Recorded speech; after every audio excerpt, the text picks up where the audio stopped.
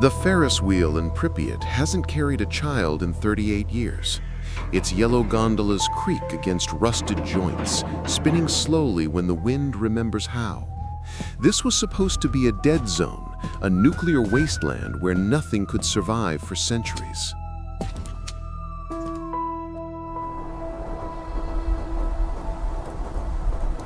But here's what the scientists didn't expect. Wolves now hunt through the abandoned kindergarten. Wild boars root through the town square where families once gathered. Because the most radioactive place on Earth has become something impossible, a thriving wilderness. The absence of one species allowed hundreds of others to flourish. This is the story of how humanity's greatest disaster became nature's strangest victory.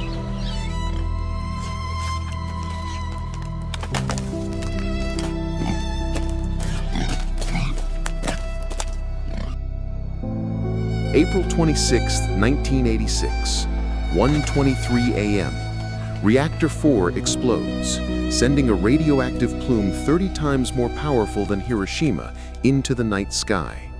Within 36 hours, 50,000 residents vanish from Pripyat. They leave coffee cups on tables, dolls in cribs, believing they'll return in 3 days. They never do. The silence that follows isn't natural. It's the absence of car engines, children's laughter, footsteps on concrete. For months, only the click of Geiger counters breaks the stillness. Soviet liquidators in lead suits move through empty streets like astronauts on an alien world. They shoot abandoned pets, bury contaminated soil, expecting nothing to grow here for 20,000 years.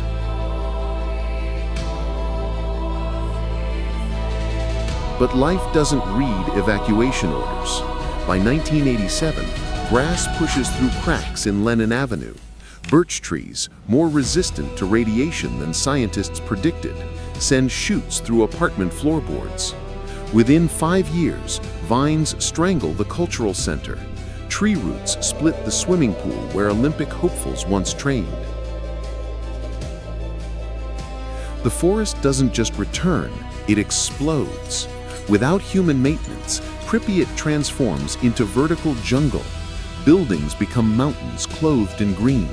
The football stadium becomes a birch grove. Nature writes its own story over human headlines, using moss as ink and time as its editor.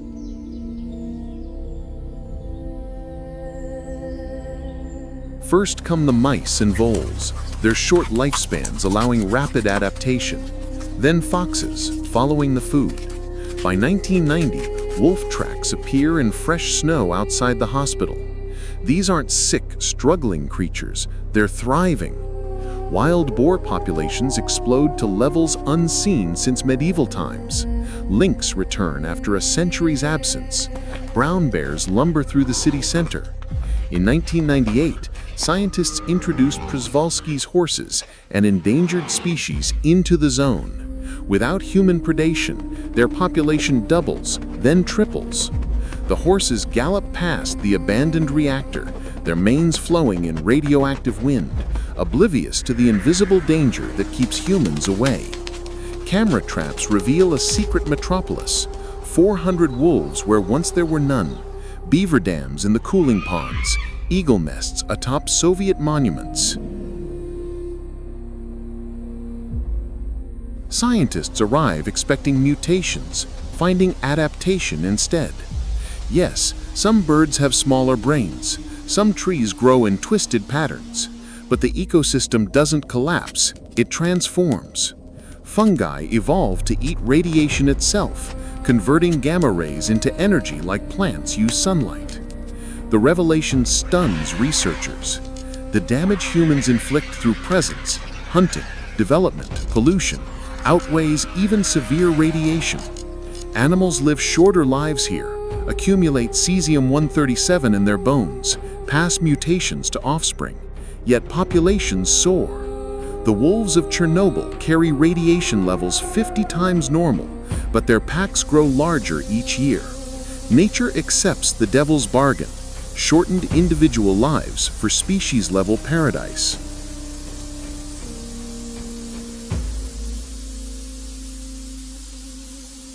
Chernobyl becomes science's strangest gift, a 1,000 square mile experiment in rewilding.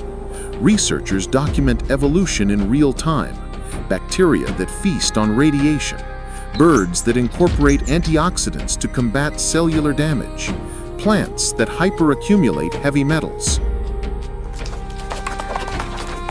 This isn't recovery, it's metamorphosis. The zone creates its own rules, its own biology.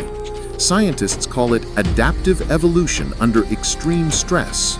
The forest floor glows faintly at night from radioactive fungi. Wolves' eyes shine differently in darkness, their retinas altered by cesium.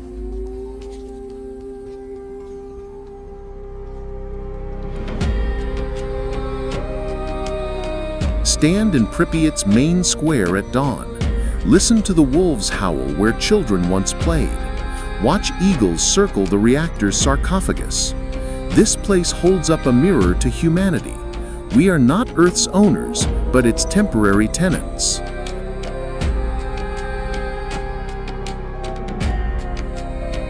Chernobyl whispers an uncomfortable truth. In our absence, the world doesn't end. It transforms, adapts, even flourishes. The planet's deadliest nuclear disaster became its most profound rewilding success. Not because radiation is good, but because our everyday presence is that much more transformative.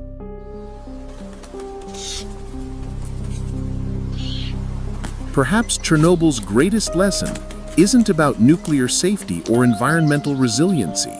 It's that Earth has practiced recovery for billions of years. We are the newcomers, the experiment. And when we step aside, by choice or catastrophe, life writes new chapters we never imagined possible. The Ferris wheel still turns in the wind, but now it belongs to the birds.